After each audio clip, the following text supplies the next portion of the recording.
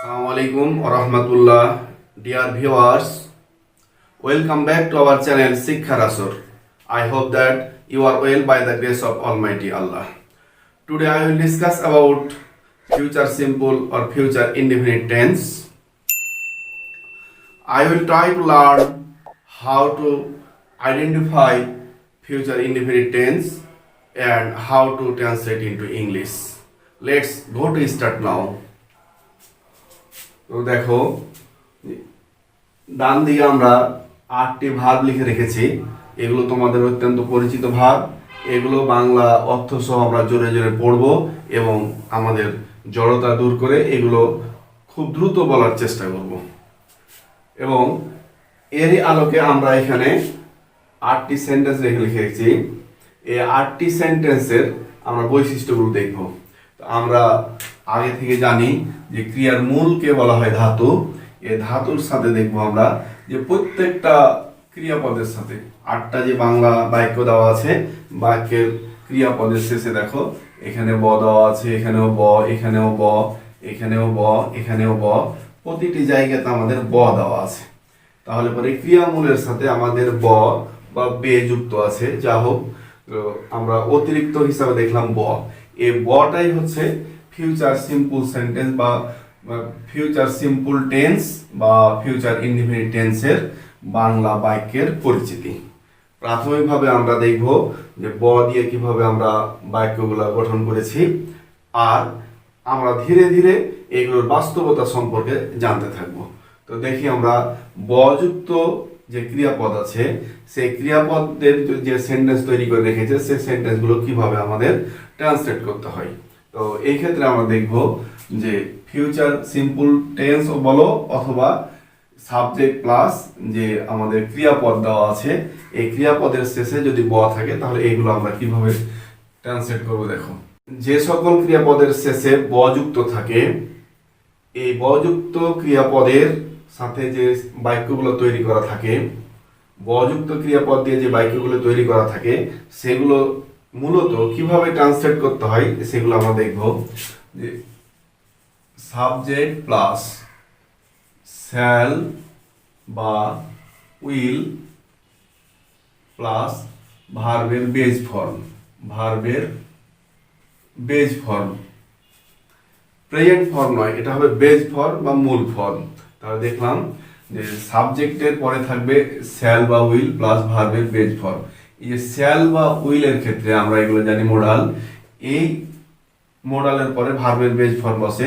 আমরা শ্যাল বসাবো শুধু আই আর উই এর সাথে। এগুলোতে আমরা শুধুমাত্র আই আর উই এর সাথে শ্যাল বসাবো। বাকি সকল সাবজেক্টে আমরা বসাবো উইল। আমরা যদি আই আর উই এর পরে উইল বসাই তাহলে বর্তমানে আমাদের কোনো সমস্যা নাই। সুতরাং আমরা উইলটা সকল সাবজেক্টের ক্ষেত্রে বসাতে পারি, আমাদের কোনো অসুবিধা নেই। আর যদি শ্যাল বসাতে চাও তাহলে শুধুমাত্র আমি এবং আমরার ক্ষেত্রে বসাবো, ফার্স্ট পার্সনের ক্ষেত্রে শুধু বসাবো আমরা, নচেত শ্যাল আমরা বসাবো না। তো আমরা দেখলাম যে কিভাবে বযুক্ত ক্রিয়াপদের যে বাংলা সেন্টেন্স থাকে সে বাংলা সেন্টেন্স বা বাক্যের ইংরেজি কিভাবে করতে হয় সেটা আমরা দেখলাম। এখন আমরা প্র্যাকটিস করি। আমরা এখন উদাহরণগুলো প্র্যাকটিস করব। আমি পড়বো, ব আছে, দেখো যে আমি পড়বো, সাবজেক্ট আই, শ্যাল বা উইল দুটাই হবে, আমরা দুটাই দিতে পারি। আই শ্যাল পড়বো, রিড, আই শ্যাল রিড, আমি পড়বো। তুমি খেলবে, সাবজেক্ট হচ্ছে ইউ, উইল, খেলবে, প্লে, বেজ ফর্ম বসবে। সে বসবে, তাহলে সে, হি উইল, সে বসবে, হি উইল সিট, সে বসবে। তারা হাঁটবে, দে উইল ওয়াক, তারা হাঁটবে, দে উইল ওয়াক। রাহা পান করবে, রাহা উইল ড্রিঙ্ক। আমরা সাহায্য করব, উই উইল হেল্প, আমরা সাহায্য করব। সেবা চিন্তা করবে, সেবা চিন্তা করবে, Seba will think, Seba will think, Seba will think, Seba চিন্তা করবে। রনি ও জনি দিবে, রনি অ্যান্ড জনি, রনি অ্যান্ড জনি দিবে, উইল গিভ, উইল গিভ। তাহলে আমরা দেখলাম যে বাংলা বাক্যগুলিকে কিভাবে ইংরেজিতে ট্রান্সলেট করতে হয়। আমরা যে স্ট্রাকচার সেটা জানি, শ্যাল অথবা উইলের পরে মূল ভার্বের বেস ফর্ম বসবে। আমরা প্র্যাকটিস করার সময় প্রথমে এগুলো আমরা জোরে জোরে বলবো, বাংলা অর্থ সহ এবং দ্রুততার সাথে বলবো। উইল ড্রিঙ্ক পান করবে, উইল হেল্প সাহায্য করবে, উইল প্লে খেলবে, উইল গিভ দিবে, উইল থিঙ্ক চিন্তা করবে, উইল সিট বসবে, উইল রিড পড়বে, উইল ওয়াক হাঁটবে। এভাবে করে আমরা দ্রুততার সাথে এগুলো আগে পড়বো, তারপরে তখন এটা প্র্যাকটিস করব। প্রয়োজনে আমরা বাংলাটি এখানে যে বাংলা বাক্য দেওয়া আছে সে বাক্যগুলো খাতায় উঠাবো, খাতায় উঠে আমরা ইংরেজিতে ট্রান্সলেট করবো। ট্রান্সলেট করার পরে আবার ভিডিও ওপেন করে আমরা বিষয়গুলো দেখে নেবো যে ইংরেজিগুলো ঠিক আছে কিনা। যদি কোথাও ভুল থাকে আমরা লাল কালি দিয়ে আন্ডারলাইন করব এবং ওই সেন্টেন্সটা বারবার প্র্যাকটিস করবো যে জায়গাটা ভুল হয়ে গেছে। এভাবে আমরা ধীরে ধীরে আমাদের অভিজ্ঞতাকে বৃদ্ধি করব। তো চলো দেখি আরো কয়েকটি সেন্টেন্স আমরা দেখব।